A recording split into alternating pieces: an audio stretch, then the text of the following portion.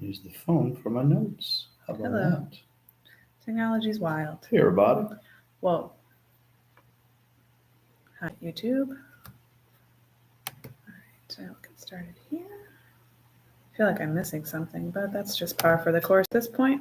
Well, c'est la vie. Oh, you do have your notes on there. Hi. Well, hello. Hello, world. I'm just staring at my phone. No big deal. That's what everybody does nowadays. Right. So you get to see the glare off the top of my head. It'd be really cool if we could see the notes on the top of your, like That would a be- projector. That would be super. I would do that just Do for something fun. useful. Make your head worthwhile. Anyway. Oh no. Did we lose video? Clearing the throat on the microphone. It's very- Great thing to do. Very professional. We are, after all, the home of professional podcasting. You need to scoot in a little if you can. Okay. Pretend you like me. And scooted. Scooted. Boot scooting. Apparently they're doing some 4-H fundraiser, boot scooting, line dance thing. That's becoming like a big thing around here. Apparently Emily did a chunk of that down in Georgia when they were there, and Line was dancing? really excited to hear that people are doing it up here because I mean, it makes more sense in Georgia. So Okay. it makes more sense if there's Brooks and Dunn around. The unknown. Listening to Tim McGraw yesterday, his first Could never album, get into Tim McGraw. Not a Moment Too Soon. Highly offensive album. I don't know if you can Oh. make that today. It's not offensive. Offensive by today's standards is what I mean to say. Can I tell you something? Taylor Swift. Yeah. Which I haven't. The only Taylor Swift songs I know are the Who was ones. that? Wait, never mind. The only Taylor Swift songs I know are the ones that have been, popular over the years. But I heard, and it makes sense. And this is me being stupid for now. Taylor realizing Smith. Taylor Smith. Did you say? Taylor Swift. This tour that she's on is called the Eras Tour. Yep. And so I didn't realize, because I'm dumb, it's her different albums and eras of her musical career. Right. Surprise, surprise. So every set of songs, she'll go underneath the stage and change costumes and come back up for the next era. Yeah. And they said it's 43 songs. I'm like, that is It's a a huge set, man. big concert. Well, for what you're paying, you want to get your money. I guess, but I'm like, man, I'm not crazy about Taylor Swift, but props to her for that. That is a huge. She's a worker, and I think that's one of the things that nobody can really take away from her. She has worked her tail off. Yeah, to she has, do and this. continues to. Again, I have my Taylor Smith is the Taylor Concerns. Swift cover artist that plays at local bars. probably a drag queen. Probably. Oh, yikes! What a world! But you can't really take away from the Be fact. Taylor Smith. Oh, goodness. Okay, I'm done. I haven't. We may be off the rails already, and we haven't even really gotten started. It's because it was a long night. It is. I cannot be held responsible for what I will be saying. Sometimes Don't come for me. You can send all your negative comments to Don't come. For I don't me. care.com. Stacy is a mood today, right? So this is the thing. Unhinged, as the kids say. Unhinged, as the kids say. The youths. Interestingly, with all the things that people say, if you look at the internet at all, Taylor Swift is the first person to ever use the term eras ever in the world. It's Right. Like wow. You say era? Yeah. I say era. I do well. Oh. My pronunciation often changes with Era my kind mood. of weirds me out. Okay. Seems like a strange thing to be weirded out. What are by, we but- talking about? I mean, I know, I get it. Some of the things that Era. weird you out, like, moist and dewy and things like that. Damp. These are things that kind of trip you, but Era. I wouldn't have pictured You era. have to as scrunch being up your one of face. those. Do you? Is that a thing? I have to. All right. Era. So we're off to a rousing start here on the home of professional podcasting. What are we talking about? I think we were talking about Taylor Smith. Yeah, we're in our podcasting era right now. So We have been for a while. as we're doing this, We should break down the different eras of our podcast from when we started to today. I got your reminder about the newsletter article. So Yes, My I'm trying to brain's fill my thinking about time that, with and- productive things instead of And I'm like, being a man, lump. it's almost July. It's going to be July in like 10 hallelujah. minutes. And then once it's July, it's basically September, and I'm okay. And then football's back. and then pumpkin and leaves and sweater weather is back. Well, what that actually means is they're going to start promoting pumpkin spice next week. That's fine with me. That's going to be happening. Do it. I dare you. They're going to pumpkin spice things that we said this. They're going to last year. pumpkin We had a spice whole up your thing. life. They're gonna, it's what And I am want. here for it. It's what I really, really want. I'm here for it. They are gonna pumpkin spice it so much that it'll no longer be popular, and everybody will hate pumpkin spice. Not and me. turn I'll love it against all to the day I And so- die. I'm loyal. I'm a loyalist. They have the pumpkin spice, I think it's International Delight coffee creamer that comes out every year, Yeah, and then it goes away. probably be out now. But 'cause- the 'cause we're peppermint, talking about it. So the peppermint now stays year round. So that's as what it should. that's what I yes. drink year round Peppermint is until the golden. pumpkin spice comes. Then I have a chunk of that, but then it goes away. So pumpkin spice is like the McRib of coffee creamers. Much better. McRib I can like go away McRib, man. forever. Nah, man, I'm a McRib. And they fan. always say, "Oh, McRib is back," and then I always want to make you think like it's the last time that it's back. Right. It's not. And now a McRib Give it a couple probably weeks, costs. it'll be back again. Now a McRib probably costs $17 because everything at McDonald's is ridiculous. It is pretty crazy. I was listening to I wish I could remember where I listened to it so I could go back and get it again. But they were talking about the serious economic impact of fast food and how It's insane now. since the 50s, it has become such a major part of family diet, Mhm. family budgeting, and so on. And so to see, they were talking about it in the context of California's new law that is raising the minimum wage for fast food workers only to $20 an hour. I think it's 20, something like that. But regular restaurant workers don't have that same thing.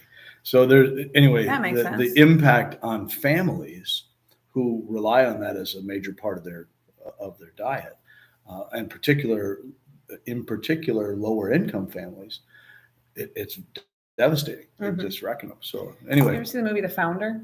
I have not. I know It's of very it, good. but I have not It's seen very it. good.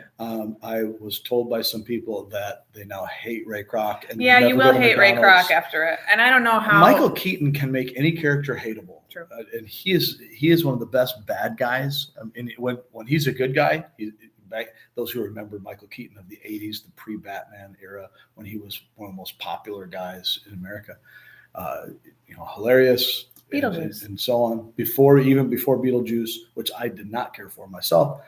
They're making a but sequel the to that. gung ho, Mr. Mom, all those kinds Oh, of yeah. things, super popular. And then when he kind of made the shift into character acting kind of Mhm. stuff, and he always played like the neighborhood psycho and different things. Right. And Beetlejuice was kind of that transition where he went to this just vile character. Second best Batman, though. He was, he defined the character, and Christian Bale, Christian Bale's the best Batman. kind of built off of that as well. Right. That's what I loved about Val Kilmer's Batman is he played Michael Keaton's Batman. Right. So that And then to George me, that's a Clooney screwed it all commitment to it. Was Clooney before We Keaton? don't talk about Bruno? You don't talk about Clooney?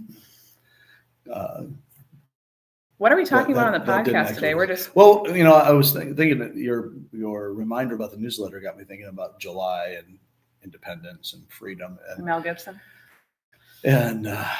I'm thinking about Mel Gibson. So I actually just watched a movie with Mel Gibson from 1984 for the first time. I remember when it came out. I was very Oh, what's excited. that? This has nothing to do with what we're talking Well, about. nothing has Although- yet. So Anyway, how are you going to tie it in? it was so Anthony Hopkins was in it. What was it called? A young Mel Gibson, a young Liam Neeson. Just tell me what it's called. The Bounty. It was the Mutiny I've on the never- Bounty. I've never heard of it. And it was decent. Way too much nakedness in it, but it was it was a decent movie, outstanding story, really outstanding performances, and I have to go back and watch like the old versions of Mutiny on the Bounty. But Mel Gibson is Fletcher Christian and leads the uprising against Captain Bligh or Lieutenant Bligh. Didn't you talk about that in a sermon a couple weeks ago? I don't think so because I just watched it recently. You talked about Something something like in it. a sermon a couple I weeks did talk about something in a sermon. Everything is that's very something. true. It was a That movie or has happened. something, and So remember how I was telling you how much I was happy this morning that it was cool enough for me to wear a flannel shirt? Oh, you're hot? It's not cool in here in this room. Well, we turned the air off. Oh, goodness Sorry. gracious. And I'm sipping coffee, wearing flannel like it's October. But I wish it was October. you're here in t-shirt and shorts, like, Wishing it was October. wishing it was October. So anyway, as I was In a thinking perpetual about state of wishing it was October. July, I got thinking about this combination of stuff that you're dealing with, stuff that other friends at church are dealing with, combination of what we're seeing in First Peter, and you know, and looking at our freedom and so on. I was thinking about the Pledge of Allegiance and how it's weird for us, isn't it, to think about the fact that, you know, up until 1954, the Pledge of Allegiance did not have "under God" in it. And so, I didn't know that. yeah, that was added really as a jab at the riskies, as they used to say, to separate us or differentiate us from the godless atheist communists out there. You know, that was the thinking. Anyhow, Makes sense. and those who would like to debate and question the nuances of what I just said, don't bother. www.idon'tcare.com. I care. Stacey doesn't care, but I care. But it's, you know, anyway. So as we're going through it, you know, one nation under God, you know, indivisible, with liberty and justice for all. I keep coming back to that, and justice for all, which also seems like it might be an album title. But as we look at that idea and justice for all, that is a two-edged sword, really. You know, because when, you know, everybody thinks they want justice, until we figure out what justice actually is, and we realize I'm on the wrong side of that justice, and the judgment comes down against me, it's, you know, in my mind, I kind of have this picture of the person who, you know, brings accusations against somebody in court, false accusations, and, you know, they want justice to be done. Well, then the truth comes out and justice is done, and they end up being, you know, punished for bringing the false charges. It's that sort of a thing. We want justice in our world, but we are unjust people. And so as sinners, if we want God to come and fix all this kind of stuff, that means we have to answer to God as well. We're going to have to stand up to it. And so it struck me that while under God was not originally in the pledge, we can never really be any of the rest of it until we understand ourselves as a nation under God. If we are not, as Ronald Reagan said, when we cease to be a nation under God, we will be a nation gone under. He was right. We can't have justice for all unless we understand what justice is. You know, and apart from the objective truth of the Creator's design, the natural law, as folks used to call it. I don't know if we still call it that or not, but the law that is built into the world the way the Creator designed it, we can't find actual justice apart from embracing the Creator, the God of justice. Now, that doesn't mean, you know, every person in our society has to be a Christian, but there was a time when, even as technically, as many people would see it, a secular nation, we didn't have a state religion and so on. So in that sense, we were secular. We're never truly secular, but that, you know, you get it. But there was a time when our jurisprudence, our basic understanding of right and wrong, everything was based in a core of shared values, shared Christian values. And why do we see such chaos and turmoil now? Because we don't have those same shared values. We're not, we have this question mark hanging. Is America actually good? You know, is this a good thing? Or are we the settler colonizers? Are we the, you know, the bad people in history? And yet we still, even those who refuse to say the pledge or, you know, refuse to stand for the national anthem, you want the results of that. People want justice. We want the elevation of people in lower social classes. We want equality for, you know, women, men, minorities, and so on. But if we undermine the foundation of all of that, then we can't have it. And so anyway, that just all got me thinking about a variety of things that loosely tie back to what we're talking about.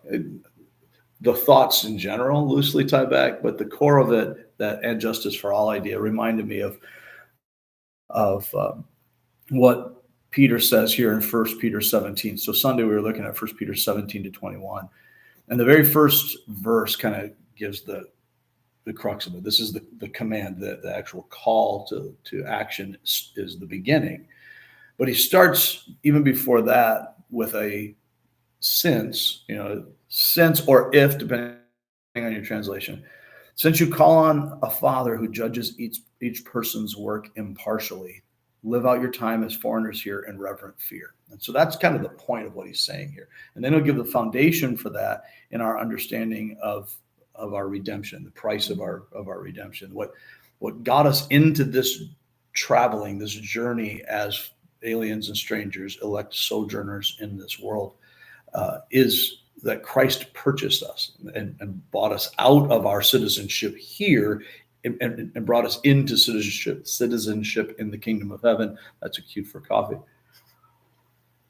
And so that picture of judgment at the beginning seems in some ways to be really foreign to our understanding of the gospel, right? We really, rightly so, bang on the grace alone concept. We are saved by grace alone, through faith alone, in Christ alone, according to the word of God alone, for the glory of God alone.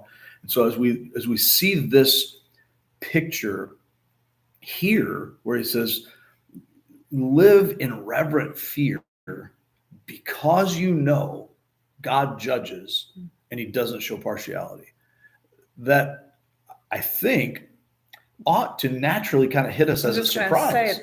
A surprise, but that line alone should trigger fear. Yeah, that's right. And Sunday was kind of, I don't know how well I did. I wish I could get a redo on the sermon Sunday in a week when I didn't have my daughter's graduation party and all these other things on my mind, because I wish I communicated it a little bit better. And then you were out with cows late at night. Yeah, it was a good time.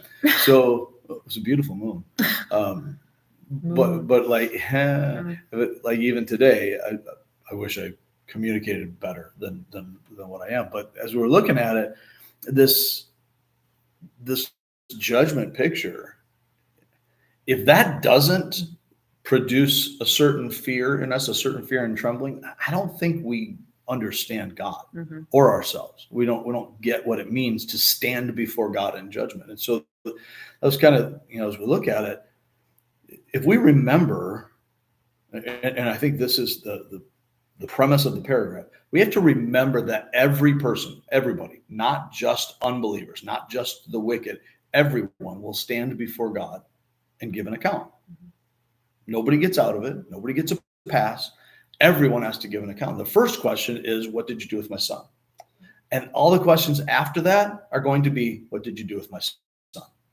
And I think that's kind of the point that Peter's making here as he's going through it is, you need to live this. The picture of fear here isn't the terror that we see in some areas. And for the last, 10, 15 years or more, I've been really trying to get people away from what I learned growing up in Sunday school, that the fear of the Lord is not really about the fear of the Lord. It's about, reverence, and respect and all that kind of stuff.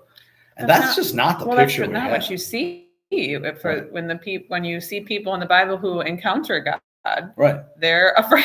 Right, exactly. And always. I can't get away from Isaiah 6, where just in this vision of God, he falls on his face, like, woe to me, I'm ruined. Right. This is terror.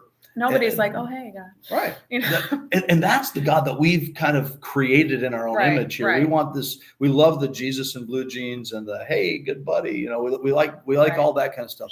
Jesus is my homeboy. Right. So we have this casual approach to the creator of the universe. We do not. And some of this is just who we are as Americans. But I think this is a tool that the devil has used against us. We are irreverent. We're so casual. And we will use terms like irreverent humor, and we see irreverence as kind of a good thing in a lot of ways. And maybe that has a lot to do with the fact that our entire nation was founded on a rejection of the king. But not to anarchy, but to revere a different thing. So, George Washington didn't want to be president, but he worked really hard to maintain a magisterial element to it, so that we would revere the office, that we would revere the principles, that we don't become an irreverent people. And we did not, there wasn't a revolt against government. It was a revolt against, a revolution against that form of government that had become corrupt, that had failed to govern. And so it wasn't a push toward anarchy. It was a pleading with the king, please govern us, please be our king.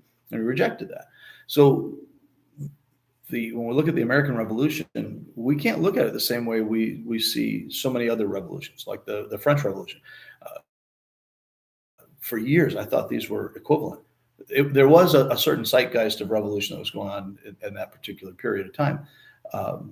This post-Enlightenment influence that was coming through there. But the whole, I guess post-Enlightenment's a little later, but anyway, the Enlightenment influence that's coming during that time that created this upheaval and a rebellion. The whole way through it. And it was definitely nice.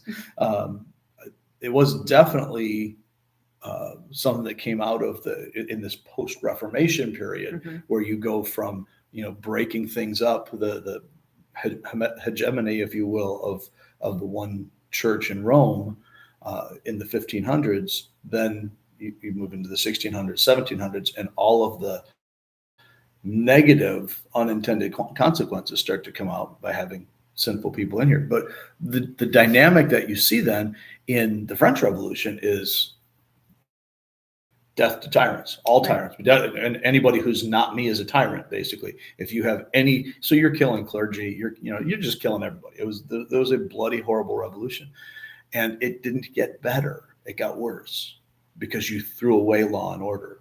And so we did the opposite here. Ours was intentional, and it wasn't anarchistic. It was completely trying to have justice for all. Did we work that out? Of course not. We live in a sinful world. We haven't done that perfectly in our nation's history. We haven't done it perfectly in our own lives. But there is that two-edged sword, that God's justice brings a particular kind of fear, rightly, that it can either be a reverent fear. This is my daddy, and I want to make sure that I'm aware of this. Or it can be the other kind of fear, the terror that, oh my goodness, I'm a dead man. And I think it has to start with that before it can get to the other, which is why we have to discipline our children when they're young. And if we don't discipline them when they're young, we're going to have to work a lot harder to discipline them later. When the first time, if you're listening from CPS, don't call me. My kids are grown. Get over it. I don't care.com. But that probably is a website. Maybe not. But what I believed, I still do. I just don't have children at home that are in this age. I believed in shock and awe discipline, sometimes poorly, sometimes better, but I can count on one hand, about 5 fingers, and probably don't need them all, the number of times I was spanked by my father growing up. But I can remember every one of them. It was, it was never an abuse. It was never, he's beating me and all that kind of stuff. But my dad was big and strong and serious. And if it ever came to that, he didn't do it just frivolously. If it ever came to that, there was a mortal fear that I felt. Yeah. So that led to also my dad never spanked me as a little kid. My mom did all the little kid spanking. And so I was like 19. No, I'm just kidding. I don't even remember, but old enough that there was intentional rebellion kind of stuff. Anyhow, the first time I spanked my oldest son, Ricky, I thought I was going to throw up. Literally. I mean, I was in tears. It was devastating to me. And I was a one swat spanker. I was like, I got it. As a kid, I understood when mom said, this is going to hurt me more than it hurts you. I got it then. I really got it as a parent. And I didn't ever want to do it. So I want you to hate this as much as I hate So I don't do it this. anymore. So we Right. never have to go Right. through this again. And there's something of that Sure. in what we're looking at, this reverent fear. There was never a time that I questioned whether my parents loved me. Mm. That was never an issue. I know that. And in that love, I felt abundantly secure. You know, teenage angst aside, because everybody goes through their little moments of being stupid. But I was so secure in my parents' love for me and the permanence of that relationship. And part of that was seeing their love for one another and the permanence of their relationship. But there was a certain reverent fear that I had of violating their trust, of breaking their rules, of disobeying them. I knew I was accountable for my behavior to them. And so I wasn't ever, terrified of, when I watched my dad knock a cow down and pick her back up again, I was like, okay, I might've been a little terrified at that moment. I'm like, Jeff, let's go. We're going to be on the other end of the barn. We're not going to be my dad. You don't want to get spanked by that man. But it wasn't just the spanking. It was I know it sounds cliche. Act, yeah. It was the disappointment. Right. That I knew that I was going to have to give an account for my behavior. Right.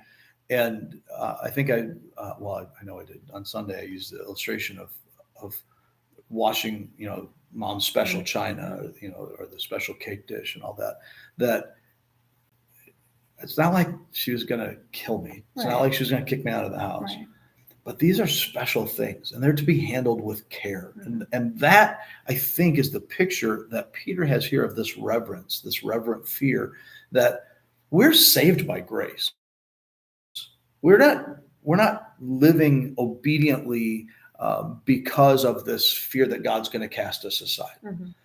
But there should be a certain reverent fear in that we are accountable for what we do with Jesus. We've been purchased at a price. And it's interesting to me that, as a Christian, when I screw up, and I screw up frequently, that often is the first thing that comes to my mind is just a little bit of fear. Yeah. I'm like, oh man, I messed up. I can't believe. I mean, and I know.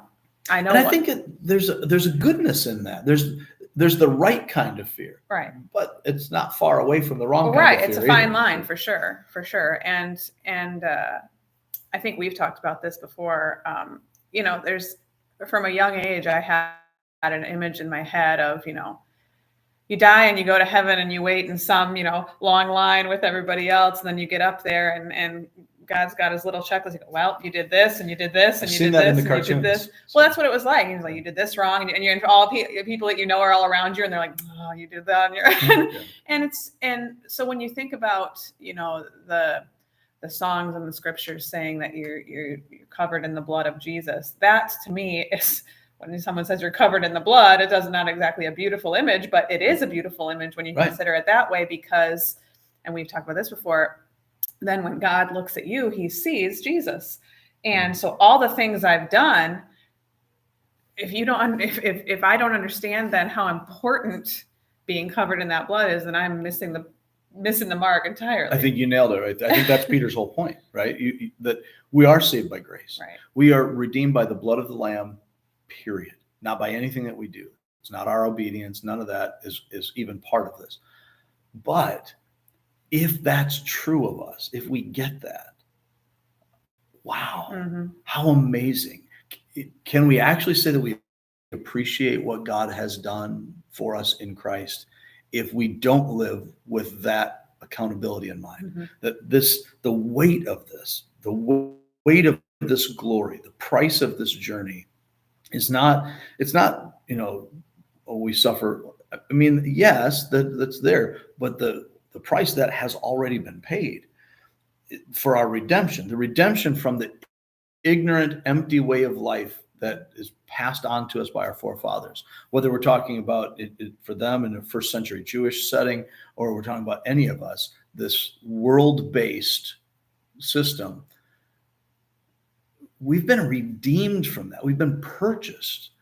It's not like God just waved a magic wand and said, "Oh, it's all good. Right. You know, it's cool. It's okay."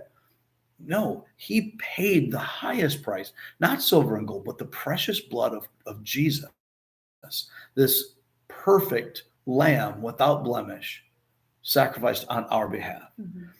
That should bring about in us a reverent fear and an overwhelming gratitude. Mhm. I think tears should be a regular part of the Christian's journey, not only from the suffering in this world, but from the awe-inspiring gratitude that I cannot believe that he did this for me. Mhm.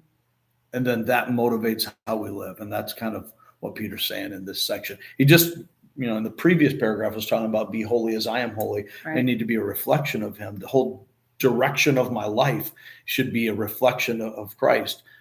And now he's saying, look, the reason for this is because of this unbelievable price that was paid on your behalf. All right, we will stop there. Almost right on the dot. So thank you guys for listening, and let us know if you like this new format, because I'm interested in hearing about it. If you are listening to this and you want the video version, you can check out the live streamed version on YouTube or Spotify. If you're listening on Spotify, they have a high quality video. So Nice. very nice. So thank you guys for listening, and we will catch you next time. I'm not sure anybody wants to see me in high quality video. 4K. So you want to lower your resolution as much as possible.